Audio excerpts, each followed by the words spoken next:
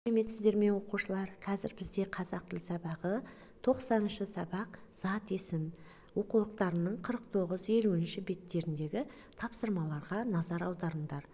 Балалар, сендер бүгін дерек көздерден мәлімет табуды үйренетін боласыңдар. Бірінші тапсырма тест. Сендер өткен ереже бойынша білімдеріңді бекіту үшін мынау тестті орындап көріңдер, дұрыс жауаптарды белгілеңдер. Ары қарай біз бүгін мәтінмен жұмыс жасаймыз. 23-ші жаттығу. Ал қане тыңдайық мәтінді. Наурыз жаңа күн деген мағына береді. Наурыздың 21-нен 22-сіне қараған түні күн мен түн теңеледі. Әз күн мен түннің теңелер сәтінде жүріп өтетін ерекше гуіл. Әз болмай, мәз болмайды деген сөз содан қалған. Әз өткенде күллі тіршілікке жан бітеді. Бұл жерде балалар біз әз наурыз келді деп жатамыз, я? Ендеше әз дегеніміз сол желдің бір түрі екен. Жылы жел сол соққан күні жаңағы жер дүниенің барлығы гүлденіп, тіпті көктастың өзі ерит деген сөз бар. Енді балалар, сендер жазбаша мынау тапсырманы орындаңдар. Осы мәтіннің ішіндегі зат есімдерді теріп, үтір арқылы жазып шығыңдар.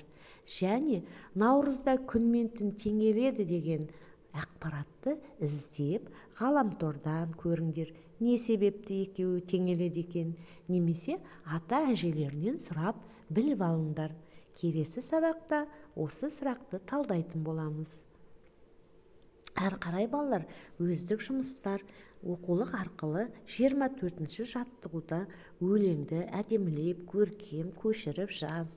Болғаннан кейін зат есімді тауып, астын қарындашпен сыз. 25-ші жаттығуда біз қазір ауызша орындайық. Жұмбақ шешейік. Т-дан бастасаң, дақылдың бірі, С-дан бастасаң, бояудың түрі. Ең бірінші бізге оңайырақ бояудың түрін тауып алайық. С-дан басталатын қандай бояу бар?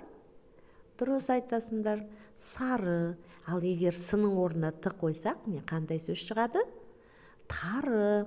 Міне балалар, наурызда әжелеріміз наурыз көже жасайды.